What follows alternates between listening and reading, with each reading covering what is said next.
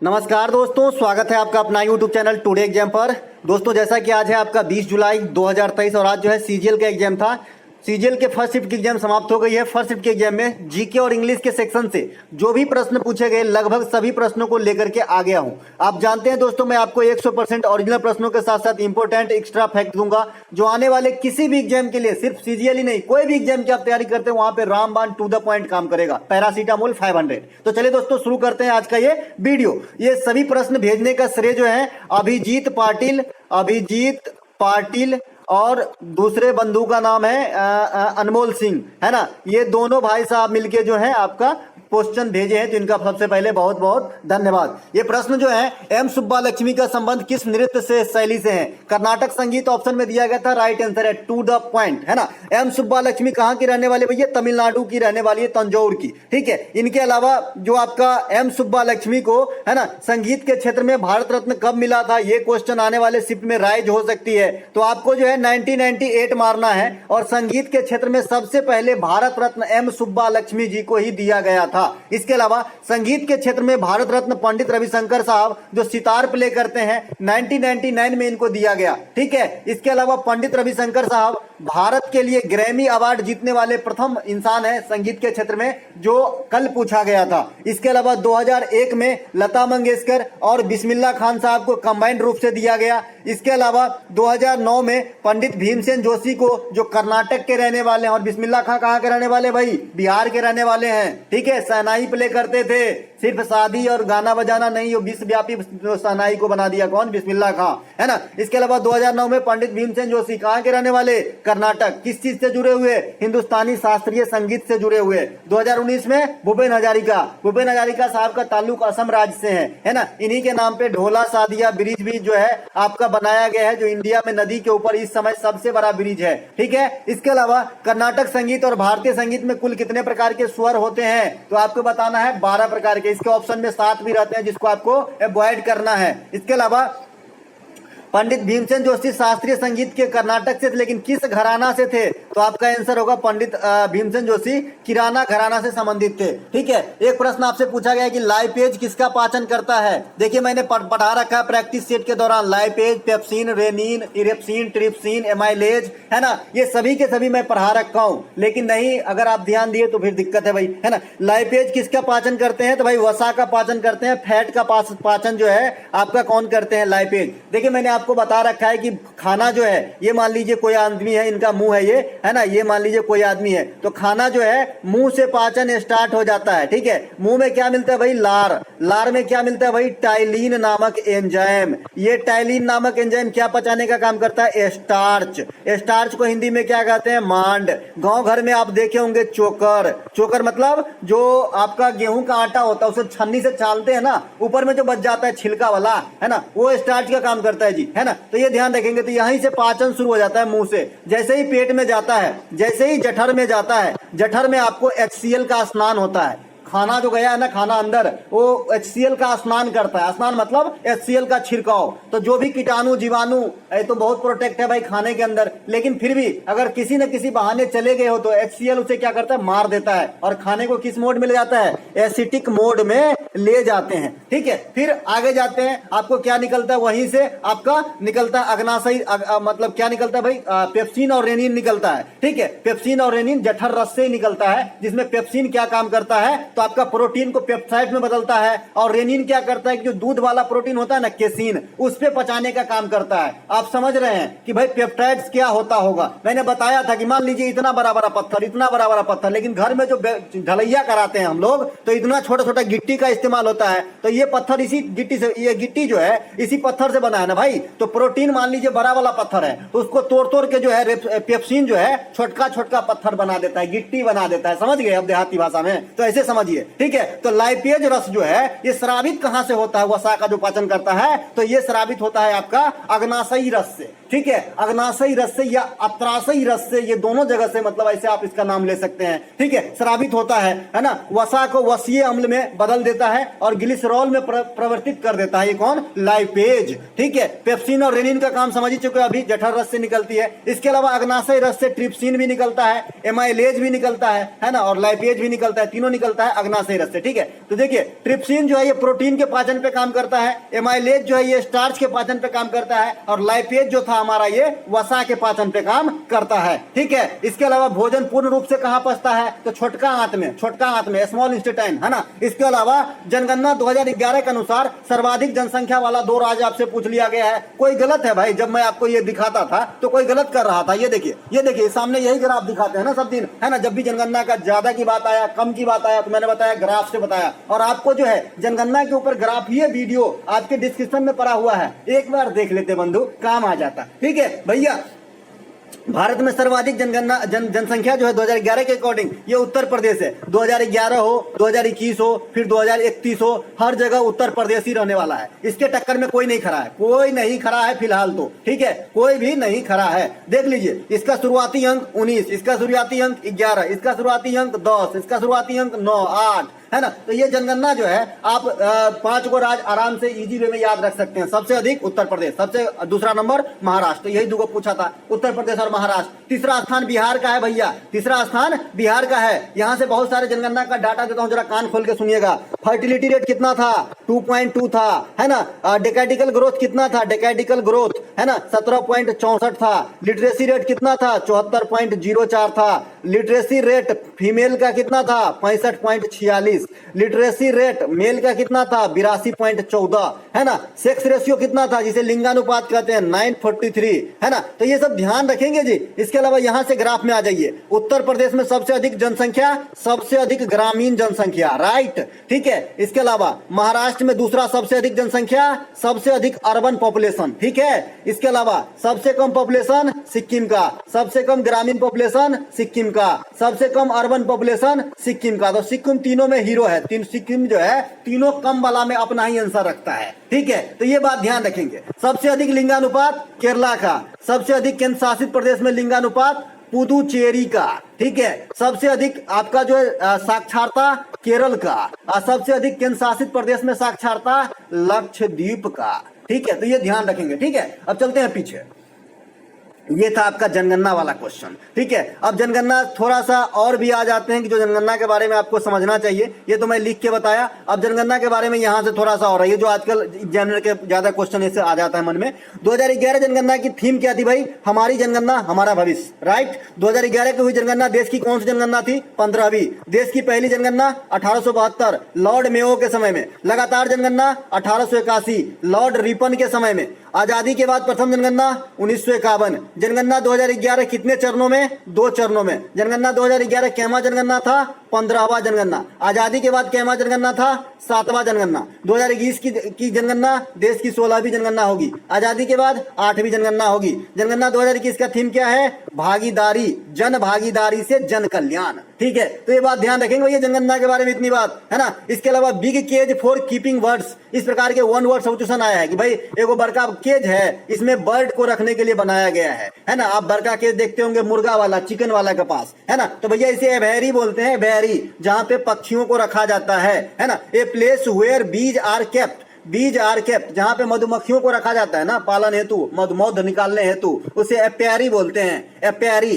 APARY, apiary, apiary. AP शब्द जो है ना ये मधुमक्खी से संबंधित है, और ए भी शब्द जो है ये पक्षियों से संबंधित है ना। जैसे एविएशन इसी से बना है, एविएशन जो आपका वायुयान वगैरह से संबंधित एविएशन वाला होता है ना मिनिस्ट्री, ये इसी से बना है भाई, है ना। इसके अलावा कांग्रेस की दूसरी बैठक की अध्यक्षता किसने संभाले भैया, सब दिन बताते हैं, प्रथम का 3 अंतिम का 2, जरूर याद रखना, प्रथम का 3 अंतिम का 2, है ना, प्रथम का 3 अंतिम का 2, है ना। तो भैया कांग्रेस की प्रथम बैठक की अध्यक्षता जो है व्योमेश चंद्र बनर्जी ने किए थे, और दूसरी बैठक की अध्यक्षता जो है दादा भाई नौरोजी ने किए थे। कब हुआ था दूसरी बैठक, है ना, 1886 के अंदर, ठीक है। पहला कब हुआ था, 1885 के अंदर, है ना, 1885 के अंदर, 1885 है, 75 लिखा गया है, करेक्ट कर लीजिएगा, 85 हो जाएगा, ठीक है। 1 सेकंड कर ही देते हैं करेक्ट, जाने दीजिए, बाद में मैं PDF करेक्ट कर दूंगा। ये 1885 में, ठीक है, व्योमेश चंद्र बनर्जी प्रथम अध्यक्षता किए थे। दूसरी बैठक दादा भाई नौरोजी करते हैं। तीसरी बैठक आपका जो है प्रथम मुस्लिम अध्यक्ष आपका बदरुद्दीन तैयब जी करते हैं। कौन,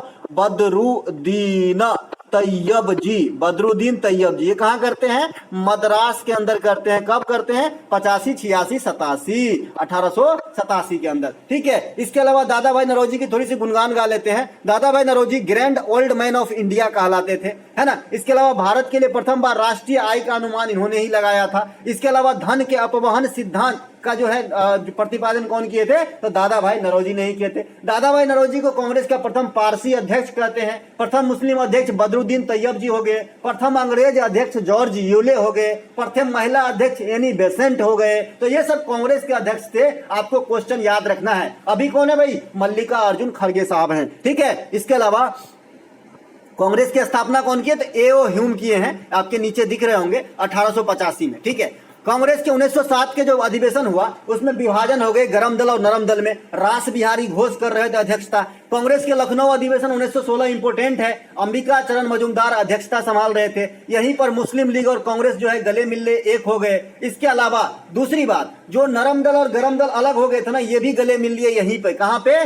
कांग्रेस के लखनऊ अधिवेशन में। लेकिन गरम दल और नरम दल को एक कराने में कौन अहम भूमिका निभाया था? तो एनी बेसेंट और तिलक ने। ठीक है, ये ध्यान रखेंगे। इसके अलावा राष्ट्रीय शहरी स्वास्थ्य मिशन की लॉन्चिंग ईयर क्या है भैया? राष्ट्रीय शहरी स्वास्थ्य मिशन की जो लॉन्चिंग ईयर है ये है आपका 2013 ईस्वी। कब है? 2013 ईस्वी में। मंत्रालय की बात करेंगे तो केंद्रीय स्वास्थ्य और परिवार कल्याण मंत्रालय के अंदर कार्यरत हैं। इसके अलावा प्रधानमंत्री आवास योजना जो ग्रामीण है, ये भाई बदला हुआ नाम है, इसीलिए आने की संभावना ज्यादा लग रहा है। इसका नाम बदल दिया गया है। पहले इसे जो है इंदिरा आवास योजना कहते थे, लेकिन 2016 में इसका नाम बदल के पीएम आवास योजना ग्रामीण रख दिया गया है। भैया एक पीएम आवास योजना शहरी भी है जो अलग है। ठीक है। इसके अलावा 22वें विधि आयोग के अध्यक्ष आपसे पूछ लिया है, ये रिपीट किया गया क्वेश्चन है, एमटीएस में भी पूछा था। तो 22वें विधि आयोग के अध्यक्ष जो है ऋतुराज अवस्थी हैं। यह एक पूर्णकालिक अध्यक्ष हैं और इस सदन में, मतलब ये जो संस्था होती है विधि आयोग,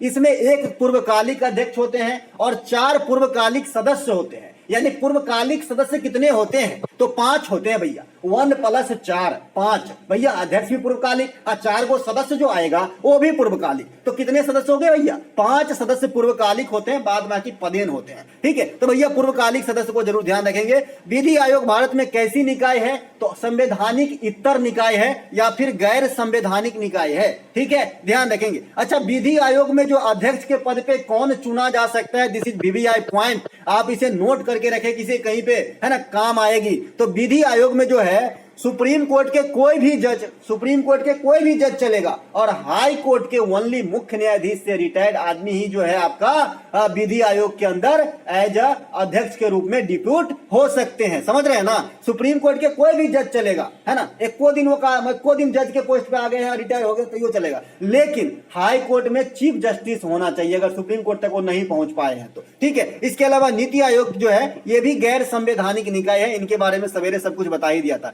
रेल कौशल विकास योजना, इसकी शुरुआत कब हुई? और नहीं, शुरुआत नहीं पूछा गया था, इससे आपसे पूछ लिया है कि इस योजना के तहत प्रशिक्षु को, अप्रेंटिस को, ट्रेनीज को कितने घंटे की ट्रेनिंग प्रोवाइड कराई जाएगी? तो भैया रेल कौशल विकास योजना के तहत आपको जो है 100 घंटे की ट्रेनिंग प्रोवाइड कराई जाएगी। ठीक है भैया। रेल एक और योजना लॉन्च किया है जो नया है, अमानत योजना। अमानत योजना क्या है? जो मिली जुली खोया पाया सेंटर, आपने देखा होगा मेला में रहता है खोया पाया सेंटर, है ना। कोई चीज जब किसी का छूट उठ जाता है तो इसको जो है उपलब्ध कराने या फिर से प्राप्त करने के लिए अमानत चलाया गया है रेलवे के अंदर। इसके अलावा रेलवे के अंदर कवच वाला बात भी आपको नहीं भूलना है, बिकॉज बालासोर याद ही होगा, है ना। तो कवच भी ध्यान रखना है। ये क्या है भाई? है ना, ये प्रोटेक्टिव डिवाइस है जो आपको जो है खतरा होने से बचाता है, जो रेलवे के इंजन में लगाई जाती है। इसके अलावा तिब्बती नववर्ष जो लद्दाख में मनाया जाता है, देखिए क्वेश्चन पूछने का स्टाइल जरा देखिए। तिब्बती नववर्ष जो लद्दाख में मनाया जाता है, कौन सा त्योहार है भाई? ऑप्शन में लोसार दिया गया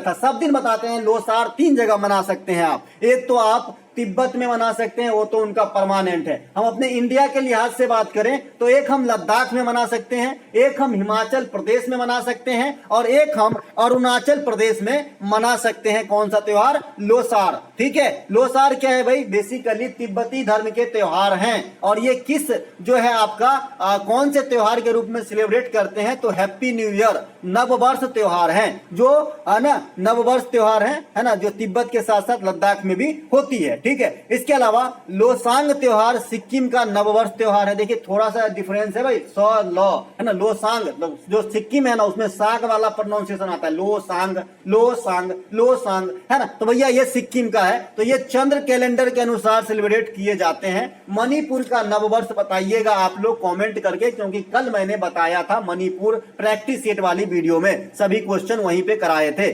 लोसर त्योहार हिमाचल प्रदेश और हिमाचल प्रदेश में मनाया जाता है। लद्दाख में हेमिस, स्पुतनिक गैस्टर, ये भी त्योहार मनाए जाते हैं। लेकिन अगर लद्दाख ऑप्शन में नहीं हो और हेमिस त्योहार हो तो आप जम्मू कश्मीर भी लगा सकते हैं, लेकिन ऑप्शन में नहीं हो तो ऑप्शन में रहे तो लद्दाख फर्स्ट प्रायोरिटी है। इसके अलावा नवरेह जम्मू कश्मीर का नववर्ष है, बैसाखी पंजाब हरियाणा की नववर्ष है। ये देखो चेरोवा मणिपुर का, इसके अलावा बिहू असम का, उगादी है ना आंध्र प्रदेश तेलंगाना कर्नाटक का, गुड़ी पाड़वा महाराष्ट्र का, शीतल बिहार वाले इलाके का, पतांदू तमिलनाडु का, बीसू केरल का, ये सब नववर्ष है भाई। नववर्ष कब सेलिब्रेट करते हैं? अप्रैल महीना में जनरली। इसके अलावा मैराथन दौड़ की आपसे जो है लंबाई पूछ ली गई है बंधु, तो आपके ऑप्शन में 42.5 भी दिया गया था और 42.195 भी दिया गया था, ये 1 है। ठीक है, तो भाई आंसर 42.195 होगा जो ऑफिशियल होता है इस प्रकार से। ठीक है, 42.195 जो है आपका आंसर हो जाएगा। इसे अगर मील में कन्वर्ट करेंगे तो 26 मील 385 गज होंगे। ठीक है, मैराथन दौड़ की दूरी है ना। इसके अलावा क्रिकेट में पिच की लंबाई 20.12 किलोमीटर होता है और जो पंपिंग क्रीज जिससे टांग उठा नहीं कि स्टंपिंग का घटना घटा, ये 4 फुट का होता है। वॉलीबॉल में लंबाई 18 मीटर और चौड़ाई 9 मीटर की होती है। ठीक है, इसके अलावा वॉलीबॉल का जो प्रथम 4 राउंड होता है वो 25 अंक के लिए खेल होती है, तो ये बात भी ध्यान रखना है। वॉलीबॉल में जो आपका खिलाड़ी की संख्या होते हैं 6 होते हैं, बेसबॉल में 9 होते हैं, फुटबॉल में 11 होते हैं, रग्बी में 15 होते हैं, क्रिकेट में 11 होते हैं, हॉकी में 11 होते हैं, कबड्डी में 7 होते हैं, नेटबॉल में 7 होते हैं, बेसबॉल बता ही दिया था, पोलो में 4 होते हैं, है ना। इस प्रकार से आपको ध्यान रखना है जी खिलाड़ियों की संख्या। क्रिकेट में तो सभी जानते हैं। एक्सेप्टेड का एंटोनिम्स पूछा गया था तो रिजेक्टेड होगा। एक्सेप्ट मतलब आ जाओ, रिजेक्ट भागो, है ना, तो समझ रहे हैं ना। एक्सेप्ट मतलब कोई चीज स्वीकार करना, रिजेक्ट मतलब है ना नजरअंदाज कर देना, है ना, या फिर निगलेक्ट कर देना, निगलेक्ट भी हो जाएगा, है ना। इसके अलावा 2021 में भारत में कौन सा तूफान आया था, प्रश्न पूछा गया है। देखिए ऑप्शन में बच्चे ने एक अम्फान बताया है, एक गुलाब बताया है। मैं आपको बता दूं कि अम्फान तूफान जो है ये 2020 नवंबर में आया था। मई 2021 में यास नामक तूफान आया था, है ना। सितंबर 2021 में गुलाब नामक तूफान आया था। अब डिपेंड करता है कि ओरिजिनल लैंग्वेज क्या था ताकि मैं इसका आंसर दे सकूं। इसके अलावा एबेंडन का एंटोनेम पूछा गया है। एबेंडन मतलब क्या होता है भाई? त्याग देना। जैसे आपने रेलवे के लाइन के बाहर जो पुरानी इस प्रकार की बिल्डिंगें होती है, इस पे लिखा रहता है परित्यक्त। क्या लिखा होता है भाई? परित्यक्त, है ना। एबेंडन्ड, परित्यक्त मतलब अब इसका इस्तेमाल नहीं होता है, छोड़ दिया गया है क्योंकि जर्जर हो गया है, तो इसे मतलब छोड़ना। तो इसका उल्टा क्या हो जाएगा? एक्सेप्ट करना, यूज करना, पास दे देना, भाई हाँ चलो ठीक है ना, सहमति दे देना, एग्रीमेंट कर देना, है ना, राय मतलब, और यही जो होता है मतलब सहमति, हामी भरना। इस प्रकार से जो भी है एबेंडन का उल्टा हो जाएगा। इसके अलावा प्रथम चुनाव आयुक्त कौन थे? तो सुकुमार सेन थे भैया। वर्तमान में कौन है मुख्य चुनाव आयुक्त? तो राजीव कुमार साहब हैं, है ना। इसके अलावा चुनाव आयुक्त कैसी संस्था है भाई?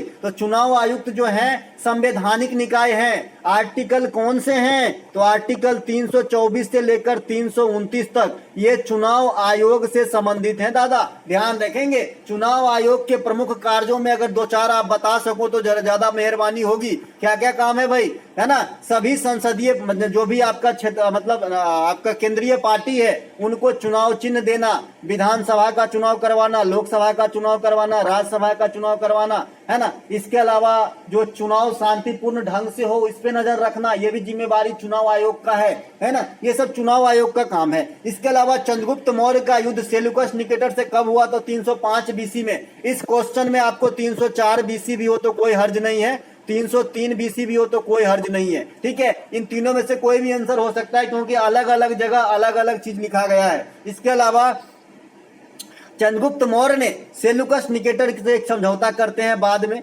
मेगास्थनीज जो था ये कौन था, सेल्यूकस निकेटर के राजदूत थे जो चंद्रगुप्त मौर्य के दरबार में आए थे, जो आगे चलकर इंडिका नामक पुस्तक लिखा था। और इंडिका पुस्तक में क्या बताया गया, तो मौर्य वंश के बारे में समझाया गया है।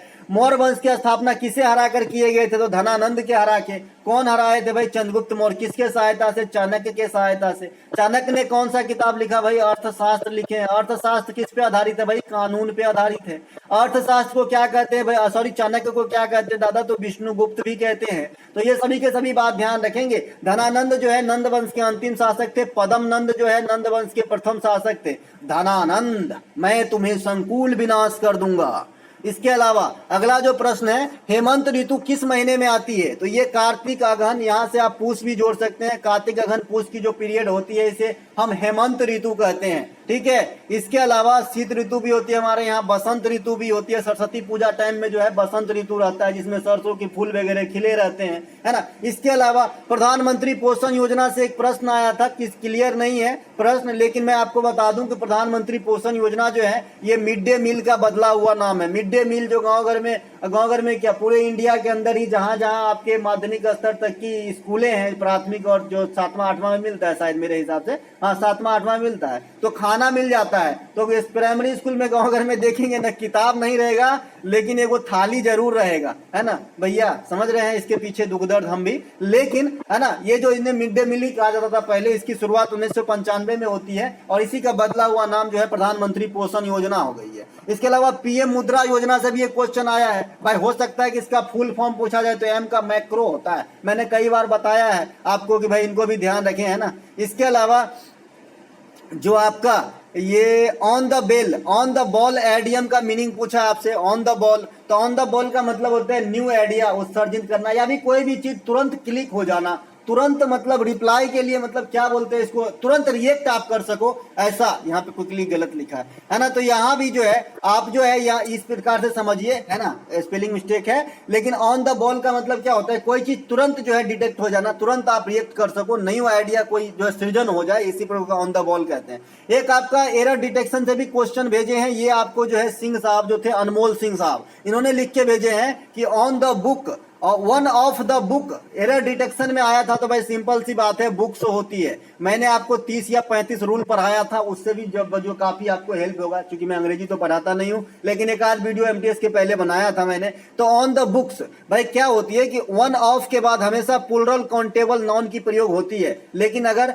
सिंगुलर रहे तो उसको तो आप प्लूरल बना ही नहीं सकते उतना, तो उस समय मजबूरी होती है, ठीक है। लेकिन ऑन द बुक के ऑन वन ऑफ के बाद हमेशा प्लूरल काउंटेबल नाउन की प्रयोग होती है, पीसीएन की प्रयोग होती है। तो यहीं पे डिडक्शन था, तो आगे मैंने लिखा ही नहीं, ठीक है। इसके अलावा डिफ्थीरिया, अल्जाइमर किस रोग से प्रभावित कौन कौन से अंग होते हैं। देखिए यहाँ पे मान लीजिए ये रोग है 4 गो, और ये मान लीजिए आपको अंग दे दिया था, और आपको जो है मैच करना था दादा कि कहां से किसको होता है, कौन से प्रभावित करते हैं। इस प्रकार से प्रश्न पूछे गए हैं। देखिए 2 ऑप्शन मिले हैं, एक तो आपका डिफ्थीरिया मिला है, एक अल्जाइमर मिला। अल्जाइमर क्या होता है भाई, मस्तिष्क की बीमारी होती है, आदमी भूलने लगता है, बहुत सारे चीज याद नहीं रहते हैं, है ना। और डिफ्थीरिया क्या होती है, श्वसन प्रणाली को जो है नाश करता है, सांस लेने में प्रॉब्लम होती है, गला वगैरह, नाक वगैरह, फेफड़ा तक में जो है आपका जो है प्रभाव डालता है। कौन, डिफ्थीरिया, है ना, डिफ्थीरिया, है ना। तो ये भाई आप डिप्थीरिया में श्वसन प्रणाली को लगा सकते थे, और अल्जाइमर में मस्तिष्क से मिलान कर सकते थे। इसके अलावा जो 2 गो होगा तो अपने आप 2 गो अगर आता है ना मिलान करने वाला में, तो मेरा जितना एक्सपीरियंस है भाई, अगर 2 गो आ जाता है ना तो 2 गो अपने आप बन जाता है ना। तो भैया देख लीजिएगा क्या आंसर हुआ होगा। ग्लूकोमा, ट्रेकोमा, मेथोबिन, जीरोप्थेमेलिया, रतौंधी, है ना, ये सभी के सभी आंख की बीमारी है, विटामिन ए की कमी के कारण होता है। चालक तथा प्रतिहार वन से भी क्वेश्चन आया है। चालुक्य वंश से भाई क्वेश्चन क्या आया है तो क्लियर नहीं है। गुज्जर वंश के संस्थापक जो है ये नागभट्ट प्रथम है, और चालुक्य वंश जो है अपनी शासन व्यवस्था 3 जगह की थी, है ना। एक तो आपका कल्याणी में किए थे, बाताबी में किए थे और बेंगी में किए थे। ये तीनों अलग अलग जगह किए थे। कल्याणी में तैलप द्वितीय किए थे, जो आपका बेंगी में किए थे वो विष्णुवर्धन किए थे। तो इनसे क्या क्वेश्चन आया था ये तो क्वेश्चन क्लियर नहीं है। तो दोस्तों शोभना नारायण से भी ये क्वेश्चन आया है। शोभना नारायण जो नृत्यांगना है ना, इनसे भी ये क्वेश्चन आया है, शोभना नारायण, है ना। तो बताइएगा क्या क्वेश्चन था। एक कदम आर्ट करके कोई स्कूल से क्वेश्चन आया है, ये भी क्वेश्चन क्लियर नहीं है। तो मिलेंगे हम सेकेंड शिफ्ट में, तब तक के लिए जय हिंद। ये पीडीएफ आपको हमारे टेलीग्राम चैनल टुडे एग्जाम पे मिलेगा, और अगर हमारा पेड जो पीडीएफ बाय करना चाहते हैं तो डिस्क्रिप्शन में लिंक है, तो व्हाट्सएप से आप पेड पीडीएफ बाय कर सकते हैं, जो हमारी क्लास शाम को चलती है आगामी सभी टीसीएस के एग्जाम हेतु। मिलेंगे अगले वीडियो में, जय हिंद। नमस्कार दोस्तों, स्वागत है आपका अपना ही यूट्यूब चैनल टुडे एग्जाम पर। दोस्तों जैसा कि आज है आपका 20 जुलाई 2023 और आज जो है सीजीएल का एग्जाम था। थर्ड शिफ्ट की एग्जाम समाप्त हो गई है। थर्ड शिफ्ट के एग्जाम में जीके जीएस के सेक्शन से जो भी प्रश्न पूछे गए सभी 100% ओरिजिनल प्रश्नों के साथ उपलब्ध हो गया हूं। दोस्तों जैसा कि आप जानते हैं, मैं आपको ओरिजिनल प्रश्नों के साथ साथ इंपॉर्टेंट एक्स्ट्रा फैक्ट दूंगा, जो आने वाले किसी भी एग्जाम के लिए जो है आपका रामबाण की तरह काम करेगा। जैसे कि जो बच्चे पुराने जुड़े हुए हैं वो तो इस बात से भली भांति परिचित है, जो नए हैं उनके लिए बता रहा हूँ। तो चलिए दोस्तों शुरू करते हैं आज का ये वीडियो। देखिए क्या कुछ क्वेश्चन थर्ड शिफ्ट में पूछे गए थे, और मैं आपको फिर से बता दूं, यहाँ पे मुझे 17 या 18 क्वेश्चन प्राप्त हुए हैं। इनमें से मैं 15 क्वेश्चन आपको बता रखा है। 3 क्वेश्चन अटपटा सा आया है, एक बांग्लादेश नदी वाला और एक आपका और भी अटपटा सा आया है। बाद बाकी सारे क्वेश्चन मैंने आपको बताया है ना। चलिए शुरू करते हैं।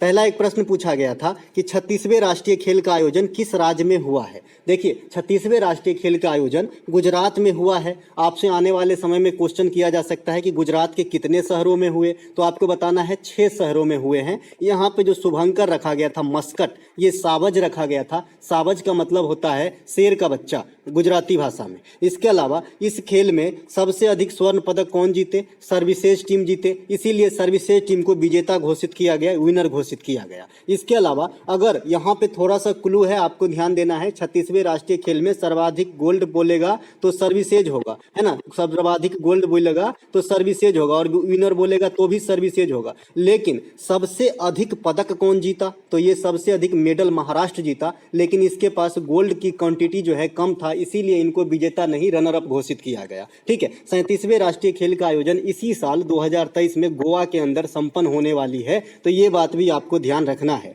अब आते हैं कुछ इसी प्रकार के खेल की एक्स्ट्रा फैक्ट जो आपको काम आएगी। 5वीं खेलो इंडिया यूथ गेम का आयोजन मध्य प्रदेश के 8 शहरों में करवाए गए हैं, और यहाँ पर जो विजेता रहे वो रहे महाराष्ट्र। ठीक है, तो इसे भी ध्यान रखेंगे। 1 नंबर पे महाराष्ट्र रहा था, 2 नंबर पे हरियाणा और 3 नंबर पे आपका एमपी रहे थे। 5वीं खेलो इंडिया यूथ गेम जो 2023 के फरवरी माह में संपन्न हुई थी। फर्स्ट खेलो इंडिया यूथ गेम कहाँ हुआ था? तो 2018 में दिल्ली के अंदर हुआ था, तो ये बात भी ध्यान रखेंगे। ये बात मैं आपको पहले ही बता चुका हूँ कि जो खेलो इंडिया यूथ गेम है इसका पहला नाम खेलो इंडिया स्कूल गेम था। 2019 में इसका नाम चेंज करके खेलो इंडिया यूथ गेम कर दिया गया। ठीक है, खेलो इंडिया यूनिवर्सिटी गेम का भी अभी आयोजन हो रही है 2023 में उत्तर प्रदेश में, और पहला कहाँ पे हुआ था? तो उड़ीसा में। अगर आपसे कोई पूछे कि ये खेलो इंडिया यूनिवर्सिटी गेम का कैमा संस्करण है, तो आपको बताना है जी 3rd संस्करण है। ठीक है, इसके अलावा कलासम किस नृत्य का मूलभूत इकाई है? इस प्रकार के प्रश्न देखने को मिले हैं। देखिए जो भी क्लासिकल डांसेस हैं इनके कई सारे पार्ट होते हैं अपने, कि भैया इतने ये वाला पार्ट को ये कहेंगे, ये वाला पार्ट को ये कहेंगे। तो कलासम एक पार्ट है जो आपके कथकली नृत्य में होती है ना। आप लोग बताइएगा कि इसमें क्या जो है आप आंसर लगाए हैं। कथकली केरल का प्रमुख नृत्य है, केरल का प्रमुख नृत्य है। देखिए कथकली के जो कैरेक्टर हैं लूसेंट वगैरह में, वहां से क्वेश्चन आना कर दिया है एग्जामिनर बंद, तो अब आपको जो है अलग सोचना पड़ेगा। तो गुरु कंचुक कुरूप जो है ये कथकली के जो है संबंधित है, कथकली से। आने वाले शिफ्ट के लिए इसे VVI करके रखेंगे, मेरे तरफ से गिफ्ट के रूप में 2 नंबर ले लीजिए। गुरु कंचुक कुरूप को जो है पूछा जाएगा। इसके अलावा देखिए भागम, रागम, तालम, ये 3 प्रकार के जो पार्ट हैं ये किस नृत्य में होते हैं? हैं तो भरतनाट्यम में होते हैं। इसके अलावा अलिरप्पू, अलिरप्पू, सभंग, अभंग, त्रिभंग, ये भी आपके जो है भरतनाट्यम नृत्य से ही संबंधित है। भरतनाट्यम नृत्य के जो आपका ट्रांसजेंडर महिला है नर्तकी नटराज, इसको मिला था आपको क्या जी, है ना, पद्मश्री पुरस्कार। नर्तकी नटराज को पद्मश्री पुरस्कार मिला था, जो अपने प्रकार की महिला में, यानी आपका जो है ट्रांसजेंडर महिला में प्रथम पुरस्कार विजेता बनी पद्मश्री की। ठीक है, तो ये बात भी ध्यान रखेंगे। भरतनाट्यम के कुछ कैरेक्टर हैं, जैसे मोहिनी यामिनी कृष्णमूर्ति है, पद्मा सुब्रमण्यम है, टी बाला सरस्वती है, रुक्मिणी देवी अरुंडेल है, ये सब भरतनाट्यम के जो है प्रमुख कलाकार हैं। भरतनाट्यम 9वें शास्त्रीय नृत्य में सबसे पुराने, माफ कीजिएगा 8वें शास्त्रीय नृत्य में सबसे पुराने शास्त्रीय नृत्य है, जिसे अग्नि नृत्य भी कहा जाता है। ये तमिलनाडु से जो है ताल्लुक रखते हैं, है ना। इसके अलावा मंजमा जोगत्ती एक जो है ट्रांसजेंडर महिला, उसे भी पद्मश्री मिली है, जो पिक्चर में काम करती है, उन्हें भी ध्यान रखेंगे। इसके अलावा अनुच्छेद 22 का संबंध किससे है? देखिए, जो फंडामेंटल राइट है, जो क्वेश्चन मैं नहीं बताया हूँ वहाँ पे बताऊंगा कि ये नहीं बताया हूँ, जितने भी बता रहा हूँ वो सब बताए हैं। ठीक है, जो नहीं बताया हूँ वहाँ पे मैं बता दूंगा कि ये चीज़ मैंने नहीं बताया था। ठीक है, फंडामेंटल राइट है, तो फंडामेंटल राइट हमारे पास कितने हैं? 6 है। किस पार्ट में है भाई? पार्ट 3 में है। आर्टिकल कहाँ से कहाँ तक कवर करते हैं? 12 से 35 तक। किस देश के संविधान से लिए गए हैं? अमेरिका के संविधान से लिए गए हैं। फंडामेंटल के राइट से जो है संपत्ति के अधिकार को कब हटाया गया था? तो 44वां संविधान संशोधन। कब? 1978 में, है ना। तो ये सब आपको थोड़ा ध्यान रखना पड़ेगा। इसके अलावा आर्टिकल 22 जो है 12 से 35 के बीच में ही है, तो बेशक ये फंडामेंटल राइट के आर्टिकल है। इसमें आपका सजा आदि के मामले में छूट का प्रावधान दिया गया है। जो बच्चे मेरे से 2 महीना पहले भी जुड़े हैं, उनको संविधान का आधा आर्टिकल और आधा भाग तो याद हो गया होगा मेरे ख्याल से, अगर आप अच्छे से पढ़ते हैं, मुझे सुनते हैं तो। ठीक है, गिरफ्तारी का कारण बताना पड़ेगा। अगर कोई आदमी आर्टिकल 22 का प्रयोग करना चाहे तो अपने बचाव में अपने पसंद की वकील कर सकते हैं। ठीक है, ये सब जो है आर्टिकल 22 की जो है आपका मतलब क्या बोलते हैं, प्रॉपर्टीज है। ठीक है, इसके अलावा अगर कोई भी आदमी को 24 घंटे तक जो है किसी अदालत में नहीं ले जाया जा सकता है, तो इसके भी जो जवाब मांगा जा सकता है। इसके अलावा आर्टिकल 20 भी इसी प्रकार का एक है। इसमें क्या होती है कि कोई भी व्यक्ति को खुद की गवाही देने के लिए मजबूर नहीं किया जाएगा। जैसे मैंने एक पेन चोरी किया है, अब पुलिस मुझे डंडा मार रहा है, बोलो चोरी किया है, क्या है, तो उस समय तो मैं बोल दूंगा कि हाँ भाई किया है, डंडा के मार से। लेकिन कोर्ट में मैं स्वतंत्र हूँ अपने खिलाफ गवाही देने के लिए, मैं बोल दूंगा मैं नहीं जानता, मैं नहीं किया हूं, मैं नहीं किया हूं, तो मुझे कोई प्रेस नहीं कर सकता है। ठीक है, इसके अलावा 21 जो है ये प्राण एवं दैहिक स्वतंत्रता का अधिकार है। मैंने आपको बताया था कि फंडामेंटल राइट जो है ये वोलाटाइल टाइप से, मतलब परिवर्तनीय है। अगर देश में आपातकाल लगा हो तो उस समय क्या आप भाषण करेंगे? नहीं करेंगे ना, तो इस समय उस समय जो है आपसे सुविधा छीन ली जाती है टेम्पोरली। ठीक है, लेकिन एक ऐसा आर्टिकल है जो कभी भी आपसे नहीं छीना जाएगा, चाहे कोई भी स्थिति, कोई भी कंडीशन हो देश का। ये कौन सा है? आर्टिकल 21 है। इसे प्राण एवं दैहिक स्वतंत्रता का अधिकार कहते हैं, है ना। एक 21 का ए है। अच्छा, पर 21 को जो है निजता का अधिकार भी कहते हैं, क्योंकि ये निजी लाइफ से जुड़ी हुई है। आर्टिकल 21 के ए में शिक्षा का अधिकार है, जो 6 से 14 वर्ष तक को बच्चों को निःशुल्क शिक्षा लेना उनका मौलिक अधिकार है। और ये व्यवस्था कब किया गया? तो 2002 में 86वां संविधान संशोधन के द्वारा किया गया था। अनुच्छेद 14 से लेकर 18 जो है ये समानता के संबंधित अधिकार है, इक्वलिटी का राइट है। इसमें 14 समता का अधिकार है, 15 जाति, धर्म, लिंग, नाम आदि के आधार पर जो कोई भेदभाव नहीं करेगा, 16 जो है अवसरों के मामले में समानता है, 17 जो है छुआछूत का अंत है, और 18 जो है आपका उपाधियों का अंत है। 19 बच गया, इसे प्रेस की स्वतंत्रता कहते हैं, जिससे हमें बोलने, भाषण करने, शांतिपूर्ण ढंग से बैठक करने, कहीं भी इंडिया में घूमने, कहीं भी इंडिया में घर लेने, इस सब का छूट देता है जी, है ना। अनुच्छेद 25 से 28 जो है ये धार्मिक स्वतंत्रता से संबंधित है, जिसमें जो है आपका जो सिख धर्म के लोग कृपान वगैरह रखते हैं, ये सब इसी के अंदर आ जाते हैं।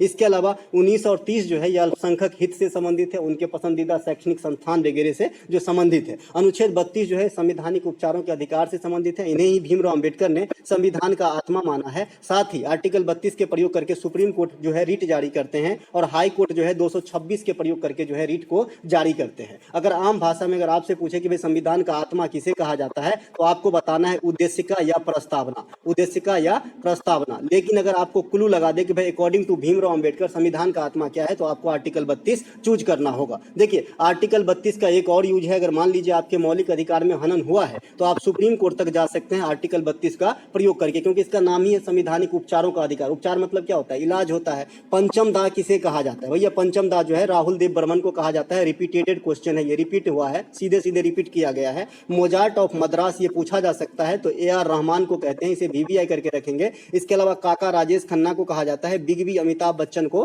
कहा जाता है। ठीक है, इसके अलावा मेघालय में किस प्रकार के वन पाए जाते हैं? अभी 2 दिन पहले ही प्रैक्टिस सेट में मैंने करवाया कि मैं मेघालय जो भी पूर्वोत्तर के हैं, स्विट्जरलैंड जैसे जो वाइब्स देते हैं वो क्यों देते हैं, क्योंकि वहाँ पे जो है आपका सदाबहार वन पाया जाता है। सदाबहार वन क्या होता है भाई? मैंने आपको बताया है कि एक ऐसी वन जिसके अंदर कोई पत्ता झड़ रहा है ना, कोई पत्ता लग रहे हैं, है ना, कोई फूल लग रहे हैं, मतलब एक ही साथ सभी प्रकार के चीज नहीं होते हैं पेड़ों के अंदर, है ना। लेकिन पर्णपाती वन में क्या होता है कि एक ही बार जब साल में एक फिक्स पीरियड है कि उस समय जो है आपका पत्ता नीचे गिर जाती है ना, और फिर एक ही साथ पत्ता आती है। तो जब ये सुन रहेगा, पत्ता गिरने का समय रहेगा, तो देखने में एकदम जो है उदास लगेगा, और जब पत्ता आएगा तो एकदम हरा भरा लगेगा। तो पर्णपाती वन में एक ही साथ क्रियाकलाप होती है, लेकिन सदाबहार वन में ऐसा नहीं है। कोई झड़ रहा है, कोई लग रहा है, ऐसे होते हैं, कोई फल दे रहा है, कोई कली दे रही है ना। तो ऐसे सदाबहार वन होते हैं। तो मेघालय में जो है आपके सदाबहार वन के टाइप के जो है वन पाए जाते हैं। भारत के अधिकांश भाग में किस प्रकार के वन है? तो पर्णपाती वन है। और पर्णपाती वन क्या होते हैं मैंने अभी अभी डिस्कस कर दिया है आपको। इसके अलावा जो सदाबहार वन होते हैं वहां पे औसत वर्षा कितनी होती है? तो सालाना 200 सेंटीमीटर से अधिक वर्षा वाले वन को,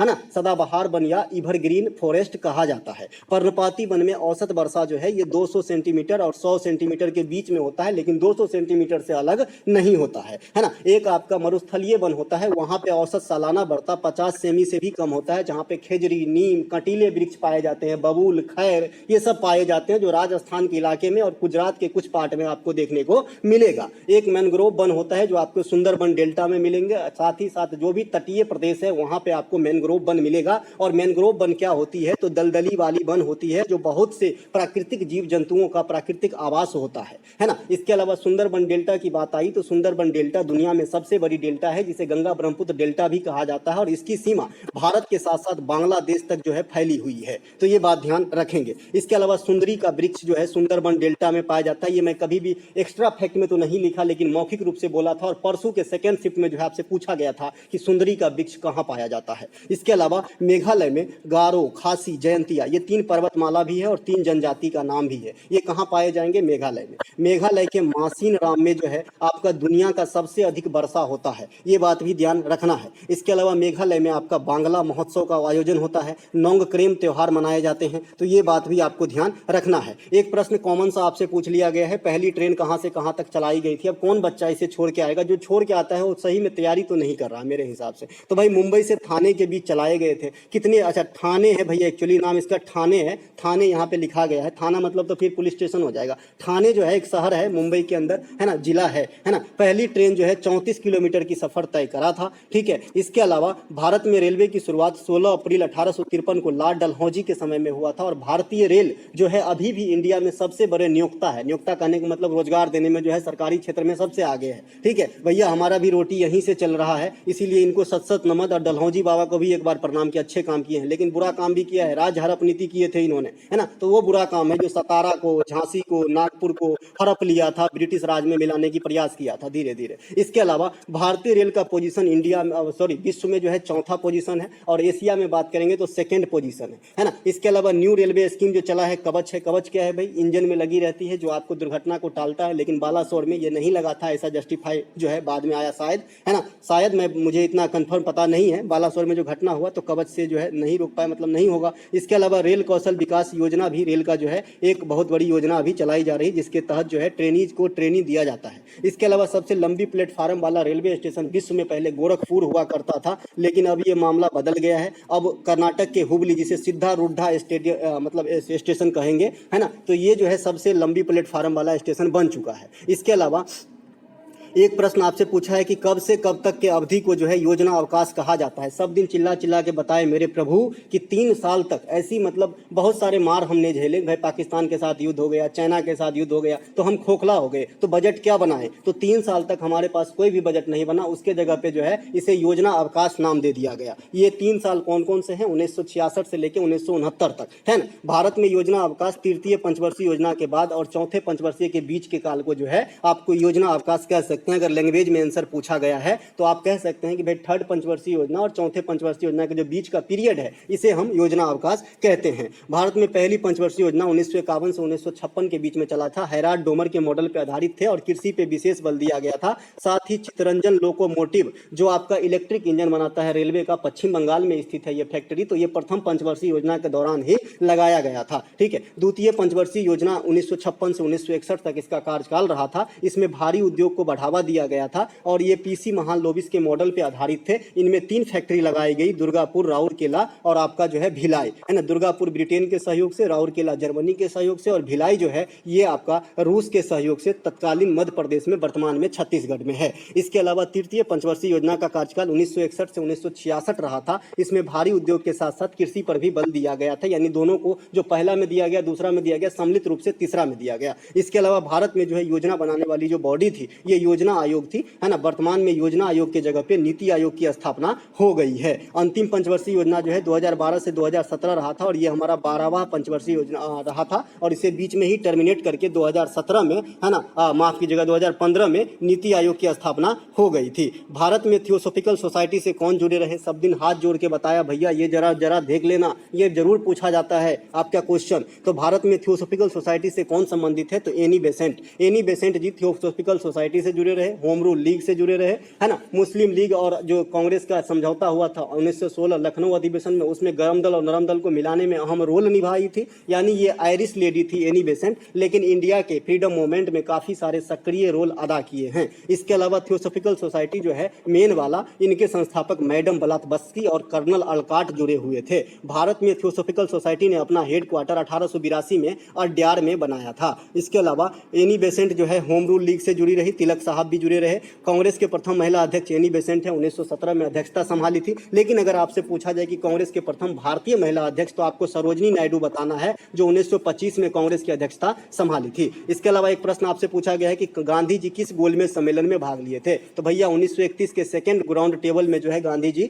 भाग लिए थे। गोलमेज सम्मेलन 3 होती है, 1930, 1931, 1932। तीनों गोलमेज सम्मेलन में भाग लेने वाले जो है भीमराव अंबेडकर साहब थे, तो इन्हें भी ध्यान रखेंगे। इनके अलावा गांधी इरविन समझौता 1931 में होती है। कांग्रेस के बेलगांव अधिवेशन में गांधी जी अध्यक्षता करते हैं 1924 में एकमात्र बार। इसके अलावा तीनों गोलमेज सम्मेलन के समय इंग्लैंड के प्रधानमंत्री रैमजे मैकडोनाल्ड थे। असहयोग आंदोलन गांधी जी 1920 में चलाते हैं, सत्याग्रह आंदोलन 1917 में, डांडी मार्च 1930 में और भारत छोड़ो आंदोलन 1942 में और 1948 में गांधी जी की देहांत हो जाती है। 1918 में खेरा सत्याग्रह किए थे, 1918 में ही जो है अहमदाबाद सत्याग्रह किए थे। तो ये सब गांधी जी के कुछ क्रियाकलाप है। उसके बाद मैंने आपको बताया है कि नटाल कांग्रेस की स्थापना गांधी जी ने साउथ अफ्रीका में किए थे। फिनिक्स फार्म से गांधी जी जुड़े रहे थे। तो ये सब गांधी जी के जो है प्रमुख क्रियाकलापों में से हैं, तो इन्हें भी ध्यान रखेंगे। बीच में एक चौरा चोरी हत्याकांड को भी रख लीजिए। चौरा चोरी हत्याकांड जो है 1922 में हुआ था। इसी के फलस्वरूप जो है असहयोग आंदोलन को बंद करना पड़ा था। इसी के बाद जो है आपका हसरा, एचआरए, इन सब की जो है आपका क्या होता है, स्थापना होता है। देखिए एक क्वेश्चन आपसे पूछा गया था कि किस आंदोलन में मोतीलाल नेहरू ने और चित्तरंजन दास ने अपनी वकालत छोड़ दी थी, तो आपका आंसर होगा असहयोग आंदोलन।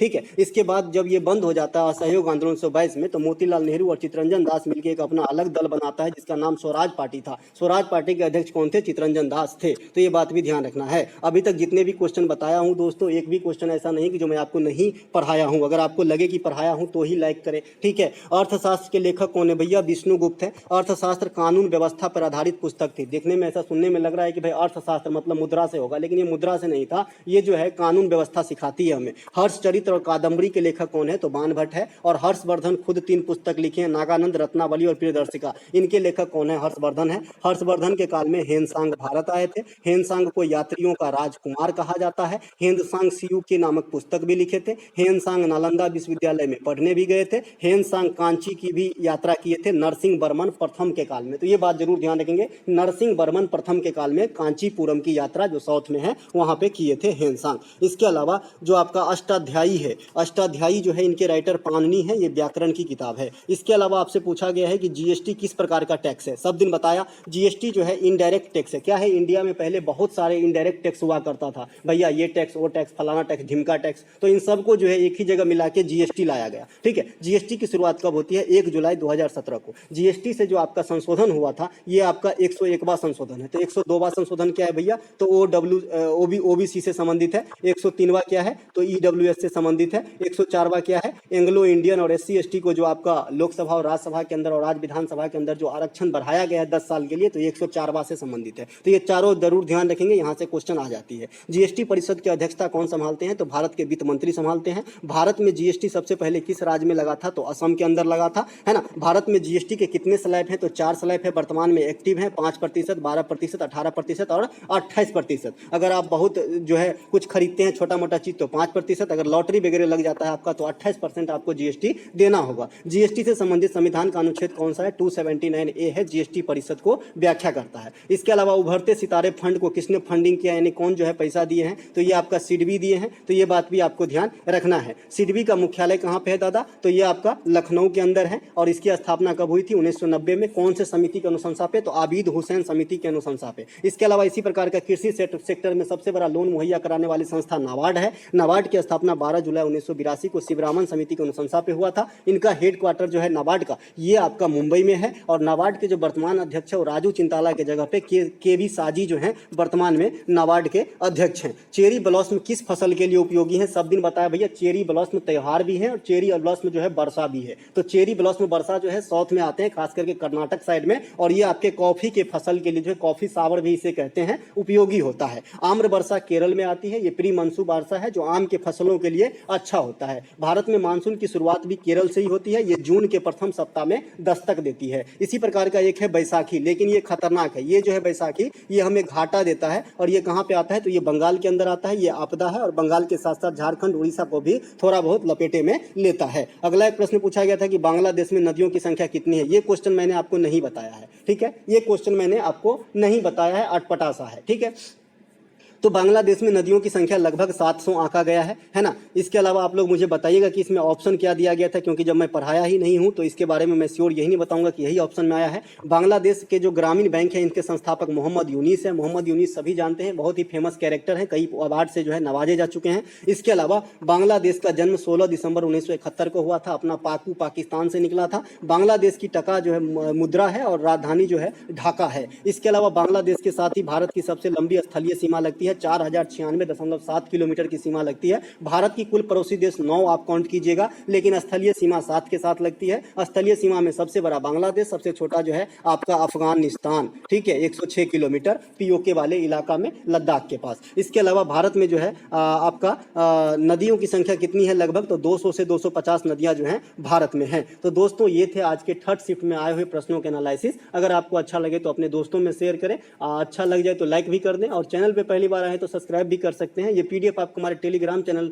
टुडे एग्जाम पे मिलेगा। तो हम मिलेंगे अगले वीडियो में, तब तक के लिए जय हिंद। और आप लोगों से माफी चाहता हूं दोस्तों, आज एक वीडियो जो है 2 टाइम जो है सेम वीडियो अपलोड हो गया, मैंने इतना नहीं देखा और गैलरी से जो है वीडियो उठा के पोस्ट कर दिया था। तो सेम वीडियो था, 2-4 बच्चे कमेंट भी किए, लेकिन मेरे पास टाइम की अभाव रहती है, आप जानते ही हैं। तो मैंने वीडियो चला के नहीं देखा कि क्या है अंदर कंटेंट, तो मैंने उसे प्राइवेट कर दिया है। आप लोगों को शिकायत का मौका नहीं दूंगा, गलती हो गई, माफी चाहता हूँ, ठीक है। मिलेंगे अगले वीडियो में, जय हिंद।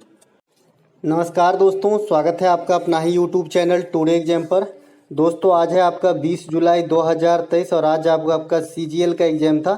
सेकेंड शिफ्ट की एग्जाम समाप्त हो गई है। सेकेंड शिफ्ट के एग्जाम में जीके जीएस के सेक्शन से जो भी प्रश्न पूछे गए सभी 100% ओरिजिनल प्रश्नों के साथ साथ उपलब्ध हो गया हूँ। दोस्तों जैसा कि आप जानते हैं, मैं जो प्रश्न बताऊंगा उसके साथ साथ इंपॉर्टेंट एक्स्ट्रा फैक्ट भी दूंगा, जो आने वाले सभी एग्जाम के लिए काफ़ी ही बेनिफिशियल रहेगी। अगर आप पुराने बच्चे हैं, हमसे जुड़े हुए हैं, तो आप ये बात समझते होंगे। जो नए बच्चे हैं उनके लिए ये बात बताना पड़ता है। चलिए दोस्तों शुरू कर लेते हैं आज का ये वीडियो। पहला जो हमारा प्रश्न देखने को मिला कि 2022 के अनुसार कुल राष्ट्रीय जलमार्ग की संख्या कितनी है।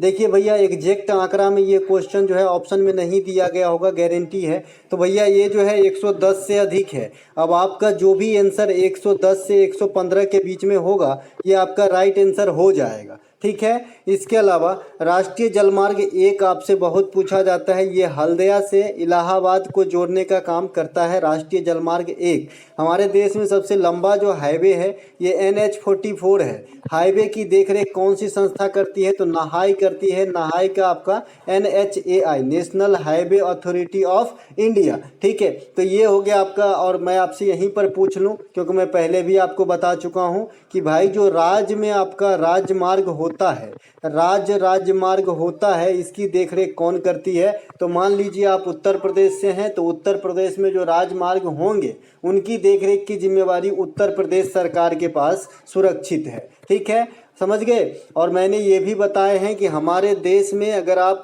प्रचालन के हिसाब से सड़कों को बांटे तो 6 भागों में बांटना पड़ेगा, जिनमें से कुछ प्रमुख है। जैसे आपका NH वाला जो हो गया ये आपका राज्य हाईवे हो गया, नेशनल हाईवे राज्य हाईवे होता है, डिस्ट्रिक्ट रोड होता है। इसके अलावा ग्रामीण रोड होता है, एक BRO होता है। BRO समझ रहे हैं ना? BRO है ना, बॉर्डर वाला, जो आपका जहाँ पे हमारा बॉर्डर वाला इलाका होता है वहाँ पे रोड की रखरखाव की जिम्मेवारी BRO के पास सुरक्षित है।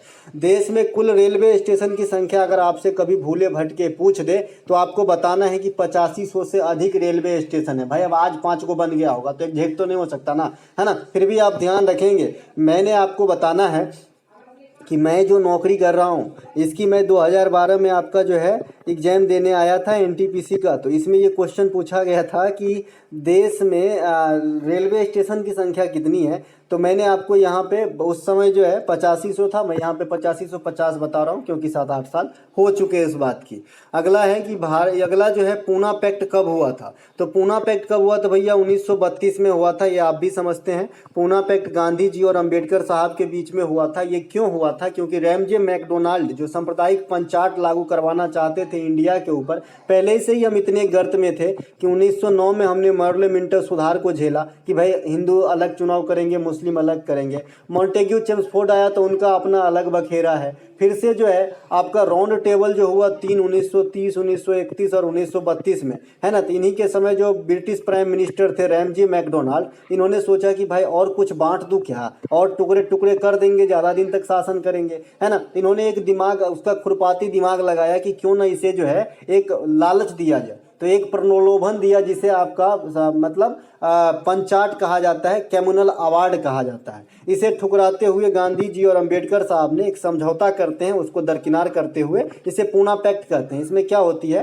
कि जो कमजोर तबके के लोग हैं उसको प्रोटेक्शन देने की बात करी गई है, सुरक्षित रखने की बात करी गई है। यही बात आपकी झलक आर्टिकल 46 में मिलता है जो DPSP के अंदर है। ठीक है, DPSP के अंदर जो आर्टिकल 46 है इसमें भी सेम बातों को कहा गया है कि जो निचले तबके के लोग हैं, खास करके जो कमजोर वर्ग हैं, SC ST वर्ग हैं, उनको जो है प्रोटेक्शन दिए जाने की बात करी गई है। ठीक है, इसके अलावा गांधी इरविन समझौता भी होता है। यही इरविन है, उस समय का अंग्रेज जो है इंडिया में थे, इरविन, लॉर्ड इरविन का मत कहिए लॉर्ड, है ना? तो इनके बीच में एक आपका समझौता हुआ था जिसे गांधी इरविन समझौता कहा जाता है। देखिए, पूना पैक्ट को पूना कहते हैं, गांधी इरविन समझौता को आप दिल्ली समझौता भी कह देते हैं। रिकी केज को ग्रैमी अवार्ड किस लिए दिया गया था? भाई सिंपल सी बात है ना, ग्रैमी अवार्ड किस लिए दिया जाएगा? तो भाई गीत गाएगा कोई, है ना, संगीत के क्षेत्र से संबंधित है। अब हो सकता है कि भाई ये किस कैडर के संगीत गाते हैं, हो सकता है, जैसा मेरा दिमाग कह रहा है कि हो सकता है कि पॉप पूछा हो, है ना, पॉप पूछा हो, अफ्रीकन डाल दिया हो, शास्त्रीय संगीत डाल दिया हो, जो भी है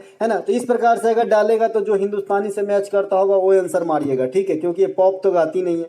इसके अलावा पंडित रविशंकर ग्रैमी अवार्ड से सम्मानित प्रथम भारतीय व्यक्ति हैं, तो इन्हें भी ध्यान रखेंगे। इनको किस लिए मिला था? तो सितार के लिए मिला था। पंडित रविशंकर को 99 में भारत रत्न भी दिया जा चुका है, तो ये बात भी आपको ध्यान रखना है। इसके अलावा पेंजिया पतन से कौन से 2 भागों में बंट गए? इस प्रकार के प्रश्न देखने को मिले हैं। तो पेंजिया पतन से 2 भाग में बंट गए पूरा दुनिया, अंगारा लैंड और गोंडवाना लैंड। भारत किस लैंड का भाग है भैया? गोंडवाना लैंड का भाग है भारत। हिमालय पर्वत का निर्माण कैसे हुआ है? तो यूरेशियन प्लेट और हिंदुस्तानी प्लेट जब आपस में टकराए तो आपका निर्माण हो गया हिमालय का। ये हिमालय खड़े हो गए और यहाँ पे जो तेथिस सागर थे वो विलुप्त हो गए। ठीक है, इसके अलावा हिमालय न्यू फोल्डेड माउंटेन का उदाहरण है। नदियों के आधार पर भी 4 प्रकार से बांटे गए हैं और विस्तृत क्षेत्र के आधार पर भी 4 प्रकार में बांटे गए हैं, जो मैं आपको पहले ही बता रखा हूँ। खेलो इंडिया विंटर गेम्स का पहला संस्करण कब आयोजित किया गया था? देखिए, खेलो इंडिया एक गेम होती है और एक खेलो इंडिया विंटर गेम होती है। विंटर का मतलब आप तो समझ ही रहे हैं, हमसे तो ज़्यादा आप पढ़े लिखे हैं भाई,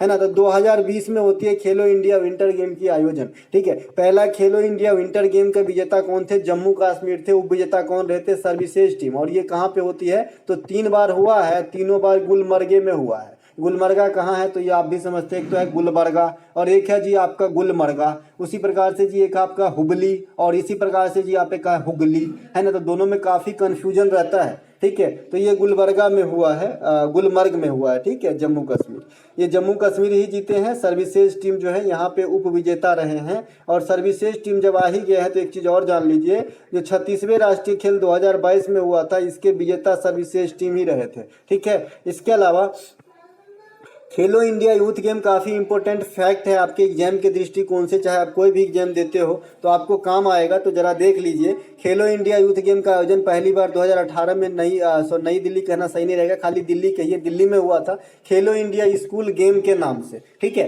पहले खेलो इंडिया यूथ गेम का नाम क्या हुआ करता था? खेलो इंडिया स्कूल गेम। बाद में इसकी नाम जो है 2019 में चेंज करके जो है खेलो इंडिया यूथ गेम कर दिया गया और इसके अभी 5वीं संस्करण लेटेस्ट में हुआ है 2023 के अंदर। कहाँ पे हुआ है? एमपी के अंदर। एमपी के कितने शहरों में हुए हैं? 8 शहरों में। विजेता कौन रहे हैं? महाराष्ट्र। महाराष्ट्र को टोटल कितने गोल्ड मिले हैं? 56 गोल्ड। अलग से आपसे पूछा जा सकता है कि महाराष्ट्र को कितने गोल्ड मिले हैं, तो बताना है आपको 56 गोल्ड मिले हैं। ठीक है, खेलो इंडिया यूथ गेम के 5वें संस्करण मध्य प्रदेश में हुआ, जो मैंने अभी यहाँ पे बताया। खेलो इंडिया यूथ गेम के 5वें संस्करण के विजेता कौन है? तो यहाँ पे गलत हो जाएगा भाई, महाराष्ट्र कर लीजिएगा, है ना। महाराष्ट्र है विजेता। मध्य प्रदेश तीसरी रैंक पे आई थी, पहले पे महाराष्ट्र, दूसरे पे हरियाणा और तीसरे पे आपका मध्य प्रदेश ही आया था, है ना। अगला प्रश्न है हमारा, बंगाल की खाड़ी और अरब सागर की मानसून कहाँ मिल जाती है? देखिए, बंगाल की खाड़ी यहाँ जो तटीय राज्य है, अरब सागर पश्चिमी वेस्टर्न रीजन की तटीय राज्य है अरब सागर के पास, जैसे महाराष्ट्र, गुजरात, गोवा वगैरह, कर्नाटक, है ना, केरल वगैरह।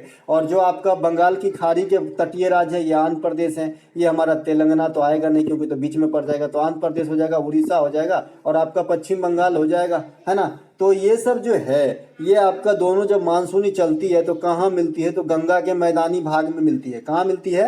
गंगा के मैदानी भाग में मिलती है। तो इसे भी ध्यान रखेंगे। गंगा की मैदानी भाग अधिकांशतः किन 2 राज्यों में पड़ता है? आपके लिए क्वेश्चन रहा हमारे तरफ से, है ना। आप लोग बताइएगा कि गंगा के मैदानी भाग का अधिकांश पोर्शन जो है किन 2 राज्य के बीच में पड़ती है। ठीक है, भारत में 60% वर्षा जो है ये आपका अरब सागर से आती है और 40% वर्षा जो है ये आपका बंगाल की खाड़ी से होती है। देखिए, भारत में वर्षा की शुरुआत केरल से होती है। केरल में जो है मानसून जो है दस्तक देती है जून के प्रथम सप्ताह में। इससे पहले भी एक वर्षा होती है जिसे मैंगो सावर कहा जाता है, जो आम की फसल के लिए अच्छी होती है। ठीक है, इसके अलावा जून के अधिकांश वर्षा मेघालय में होती है, मासिनराम में। ये भारत ही नहीं दुनिया में सबसे अधिक बारिश वाला स्थान है, बिकॉज यहाँ पे गारो, खासी और जयंतिया ये 3 पर्वत श्रेणी हैं जिससे जो है यहाँ पे वर्षा कराने के लिए यही उत्तरदायी है। साथ ही साथ मेघालय के अंदर गारो, खासो, जयंतिया नामक जनजाति भी पाई जाती है। ठीक है, मेघालय के अंदर आप बांग्ला महोत्सव भी मना लेते हैं मेघालय के अंदर, तो ये बात भी आपको ध्यान रखना है। नोंगक्रेम डांस फेस्टिवल भी मना लेते हैं और नोकरेक आरक्षित क्षेत्र भी मेघालय के अंदर ही स्थित है। ठीक है, इसके अलावा भारत में अधिकांश वर्षा किस मानसून से होती है? तो दक्षिण पश्चिम मानसून से होती है। कल पूछा गया था कि भारत में किस प्रकार की जलवायु पाई जाती है भाई, तो ऑब्वियसली यहाँ पे जो है मानसूनी जलवायु पाई जाती है। जैसे अभी मानसून का समय चल रहा है, दिन रात बारिश हो रही है और आज मुझे 14 दिन हो गए सूर्य भगवान के दर्शन करके। सही बता रहा हूँ, ऐसा लग रहा है कि मैं कहाँ आ गया हूँ।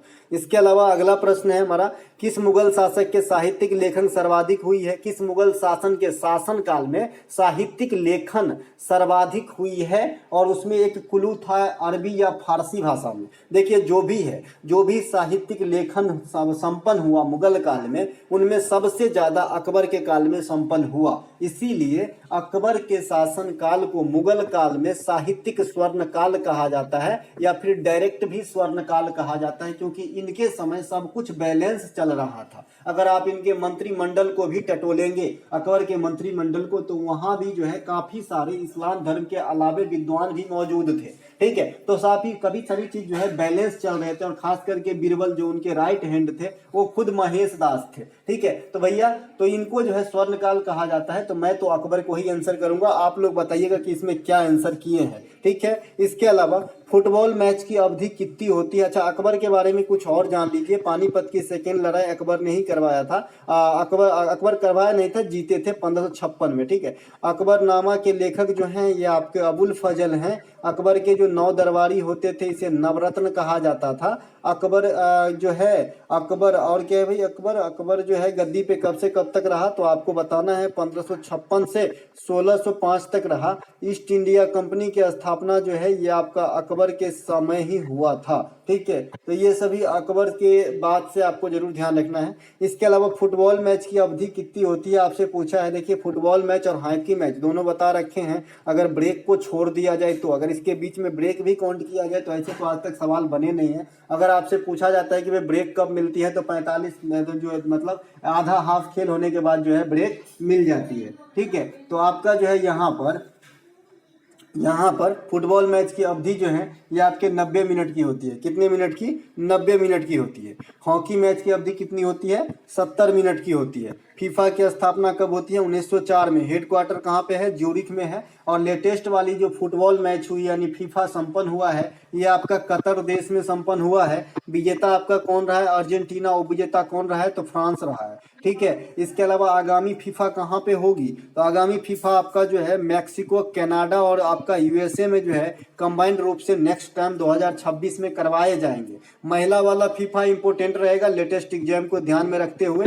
तो ऑस्ट्रेलिया प्लस न्यूजीलैंड के अंदर जो है आपका महिला वाला फीफा 2023 के अंदर ही होने वाली है। ठीक है, तो ये बात भी ध्यान रखना है। इसके अलावा लोकसभा का गठन आपसे पूछ दिया है। क्वेश्चन कौन बोलता है कि रिपीट नहीं होता है? बताइए। सीएचएसएल में भी पूछा, फेज 10 में भी पूछा, एमटीएस में भी पूछा और यहाँ भी पूछ दिए, है ना। लोकसभा का गठन जो है 13 मई 1952 को हुआ था, है ना। लोकसभा संसद का निम्न सदन होता है, ये बात भी आपको, हाँ 52 को हुआ था जी, 52 को हुआ था लोकसभा गठन, कोई दिक्कत नहीं है। इसके अलावा लोकसभा का प्रथम अध्यक्ष कौन थे भैया? गणेश वासुदेव मावलकर थे। लोकसभा के प्रथम उपाध्यक्ष कौन थे? अनंत संयम साहब थे। तो ये बात भी ध्यान रखना है। एक बात और मैं बता दूं, आपसे पूछा जाता है कि योजना आयोग के प्रथम अध्यक्ष तो आप जानते हैं कि पीएम होते थे, तो उस समय प्रथम पीएम बने थे आपके कौन?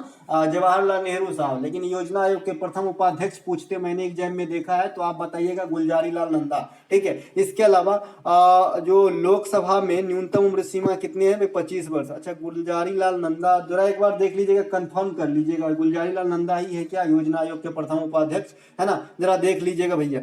भांगड़ा गिद्धा नृत्य प्रणाली किस राज्य से संबंधित है? तो ये आपका जो है पंजाब से संबंधित है, भांगड़ा और गिद्धा। भांगड़ा कहाँ से लिया गया? मैं ये भी बताया था कि भांगड़ा जो है ये आपका हेम्प शब्द से लिया गया है, भांगड़ा नाच का नाम, है ना। और गिद्धा जो है ये सिर्फ महिलाएं के द्वारा की जाती है। गिद्धा हो गया, घूमर हो गया, ये सिर्फ महिलाओं की डांस है, झिझिया भी। तो ये सब ध्यान रखेंगे। इसके अलावा कृषि की सेक्टर किस विषय की सेक्टर है? कृषि आपसे पूछ लिया है कि भाई कृषि जो है किस सेक्टर के अंतर्गत आता है? तो कृषि आपका प्राथमिक सेक्टर है भाई। कृषि, मत्स्य पालन, वानिकी वगैरह ये सब जो है प्राथमिक सेक्टर में आपका आ जाएगा। ठीक है, उद्योग सेक्टर जो भी है, उद्योग धंधा कल कारखाने सेकेंडरी सेक्टर में आ जाते हैं। और जो भी आपका सेवा क्षेत्र है ये आपका तृतीयक सेक्टर में आ जाता है, जैसे बैंक हो गया, परिवहन वगैरह हो गए। तो ये सब क्वेश्चन जो है आज का जो है आया था। एक प्रश्न इकोनॉमिक्स से देखने को मिला कि ब्याज की दर बढ़ेगी तो बाजार में मुद्रा की तरलता पे क्या प्रभाव पड़ेगा? तो ऑब्वियसली बात है घटेगा भाई।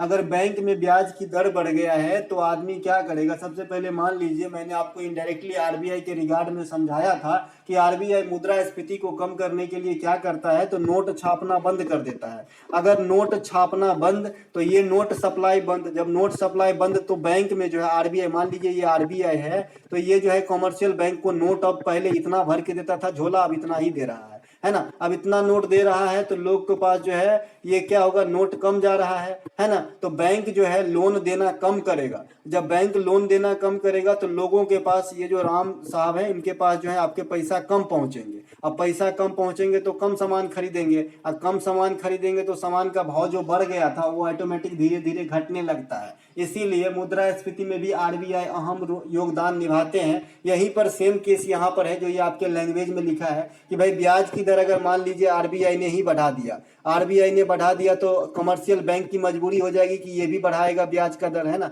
ये भी रेट जो है बढ़ा देगा। और जब दर बढ़ जाएगा, दर इंक्रीज हो गया है तो लोन आदमी कम लेगा, और कम लेगा तो पैसा कम रहेगा, पैसा कम रहेगा तो तरलता क्या होगी, घटेगी। ठीक है, तो इस प्रकार से आपको थोड़ा सा सिंपली चीज था, समझने वाला ही था और कुछ नहीं था। इसके अलावा कैबिनेट मिशन भारत कब आया आपसे पूछा गया। अब ये क्वेश्चन कौन छोड़ेगा, तब दिन तीनों सदस्यों बताए हैं आपको, और किस लिए आया था, उद्देश्य क्या था, ये भी बताए हैं। ठीक है, कैबिनेट मिशन आपका 1946 में भारत आया था। ये 3 सदस्यीय टीम थे, मतलब 3 सदस्य की टोली थी। इसमें 3 सदस्य कौन कौन थे, Alexander Fleming, Lord Pethick Lawrence और स्टॉफर्ड क्रिप्स थे, है ना। ये संविधान निर्मात्री संस्था के रूप में जाना जाता है। ये जब आए ना तो संविधान के ढांचा पे बात करने आए थे इंडिया के अंदर। एक प्रश्न पूछने को मिला है देखने को, मौलिक अधिकार किस देश के संविधान से लिया गया है। एक बच्चा तो ये बताया, दूसरा बच्चा ने ये बताया कि सबसे पहले मौलिक अधिकार किस देश में लागू किया गया, भारत के बाहर, है ना। तो भाई यहाँ पे अगर इंडिया की बात हो रही है कि मौलिक अधिकार कहाँ से लिया गया है, तो अमेरिका 6 है ना, और ये 12 से लेकर 35 तक के बीच में आर्टिकल है। मैंने इसका एक्स्ट्रा फैक्ट इसलिए नहीं लिखा कि हमारे बच्चे जो हमसे जुड़े हुए हैं ये मौलिक अधिकार में पारंगत हो गए, खुदे लिख देगा आज। अब ये पेपर निकाल दो ना, यूपीएससी के मेंस जैसे लिख देगा आधा घंटा तक। ठीक है, तो 12 से 35 इसे भाग 3 में रखा गया है। 44वां संविधान संशोधन 1978 के तहत जो है ये आपका संपत्ति के अधिकार को हटा दिया गया था। तब से लेकर आज तक 6 मौलिक अधिकार हैं, है ना। 2002 में एगो 86वां संविधान संशोधन होता है जिसके तहत 6 से 14 वर्ष तक के बच्चों को निःशुल्क शिक्षा लेना मौलिक अधिकार है, जो आर्टिकल 21 के में वर्णित है। तो ये थे मौलिक अधिकार की कहानी। अगर ये क्वेश्चन नहीं पूछ के ये क्वेश्चन पूछा होगा कि किस देश में जो है मौलिक अधिकार सबसे पहले लागू हुआ, तो हमारे ख्याल से ब्रिटेन में सबसे पहले लागू हुआ था। जिस प्रकार से आपने पंचवर्षीय योजना के बारे में पढ़ना है कि भाई सबसे पहले कहाँ लागू हुआ था, है ना, बजट सबसे पहले कहाँ आया था, तो फ्रांस वगैरह में आए थे। तो इसी प्रकार से जो मौलिक अधिकार है ये सबसे पहले ब्रिटिश सरकार अपने आप को जो है दिया था, तो ब्रिटेन में होगा, है ना। इसके अलावा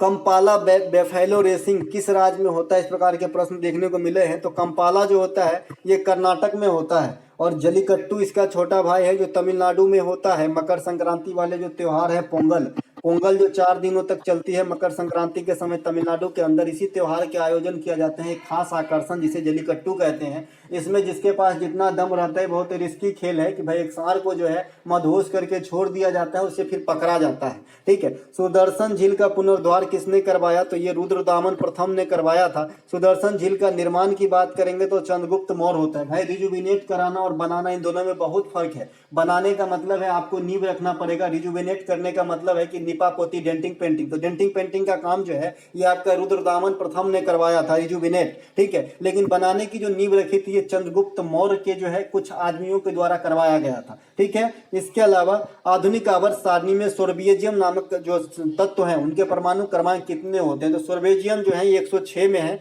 इसे वर्ग 6 में रखा गया है। आधुनिक आवर्त सारणी के बारे में कुछ एक बात जो है आपके जेहन में होना चाहिए कि भाई आधुनिक आवर्त सारणी सबसे पहले खोजकर्ता कौन है। तो मैंने आपको बताया था कि मोस्ले ऑप्शन में है तो सही, मोस्ले ऑप्शन में नहीं है तो मेंडेलीव को भी आप जो है आराम से आंसर कर सकते हो आधुनिक आवर्त सारणी के रिगार्ड में। अब ऐसा नहीं कि मेंडेलीव की जो आवर्त सारणी है ये बहुत ही पुराने मन से रखते हैं, नहीं, कुछ कमियां थी, बहुत सारे कम तत्वों को जगह दिया गया था, कम आवर्त बनाए गए थे, लेकिन ऐसा नहीं है, ये भी आधुनिक विचारधारा से ही प्रेरित थी। जबकि इनके जो आवर्त सारणी है इनमें कुछ चेंजेस हैं, फिर भी ये आधुनिक विचारधारा रखते हैं। इसीलिए आधुनिक आवर्त सारणी में मेंडेलीव का भी नाम आ जाता है और मोस्ले का भी आ जाता है। आज जो हम 18 घर वाले देखते हैं, 18 वर्ग वाले, ये हम मोस्ले साहब के आवर्त सारणी को रीड करते हैं, प्रोडिक्ट टेबल को रीड करते हैं। ठीक है, जो सर्वमान्य भी है। इसमें 118 तत्व है, नीचे आपको 2 ऐसा दिखता होगा, एक लेंथेनाइट और एक एक्टिनाइट रहता है। ठीक है, तो भाई हमने बताया है कि दो कम से कम 2 जरूर याद रखना है। लास्ट वाला कौन सा, लास्ट वाला अक्रिय गैस होते हैं, inert gas, helium, argon, krypton, जेलन, रेडॉन, और इसके सेकेंड लास्ट जो है 17 इसमें हेलोजन ग्रुप है, क्लोरोफ्लोरो ब्रोमो आइडो। इन दोनों को भी जरूर ध्यान रखना है ना। और इसके अलावा आधुनिक वाले में जो अभी हम पढ़ रहे हैं इसमें 18 आवर्त और 7 आवर्त और 18 वर्ग हैं। खोजकर्ता मोस्ले हो गए, परमाणु क्रमांक पे आधारित है। तो ये सभी बात आपको ध्यान रखना है। तो दोस्तों ये थे सेकेंड शिफ्ट में आए क्वेश्चन के एनालिसिस। अगर आपको अच्छा लगे तो लाइक करेंगे और मिलेंगे अगले वीडियो में, तब तक के लिए जय हिंद।